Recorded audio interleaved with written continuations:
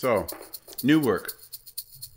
Well, you know, it's hard to talk about new work without talking about old work. One reason that I'm doing this, sitting on my bed here instead of from a studio, is, and one reason I ended up working on this project a lot recently is I broke my ankle skateboarding. So I'm still a couple of weeks away from getting off of crutches. Here's the brake here,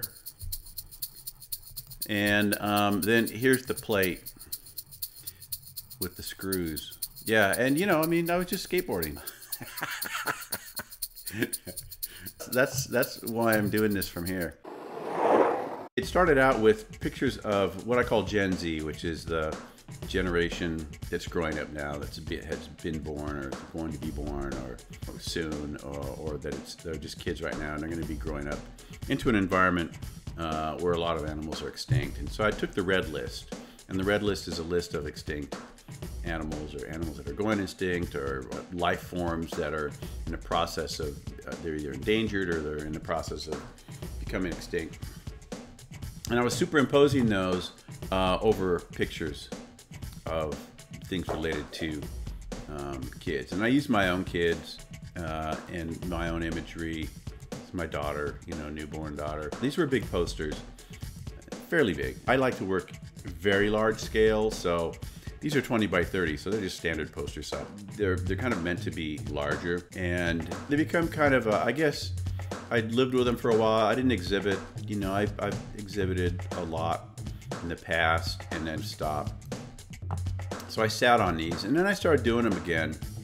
And I liked where they were going, but they also were just kind of graphical experiments, you know, David Carson-ish knockoffs. Started experimenting with like tattoos and things. And then it just became a graphic project, and I got bored with it. I started just compiling information about extinction and looking around the world and seeing where extinction was taking place and what kinds of life forms, and everything from like viruses on up to, you know, your poster child for like the polar bear, which was actually, this is a shot taken from a poster of a polar bear in a mall, which was pretty much how I envision my kids experiencing wildlife at some point, which would be in the mall. So literal.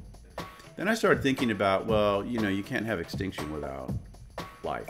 It got me out of that idea of just thinking about red lists superimposed over kids growing up in it, which just became a graphical exercise, into kind of like looking at extinction in context.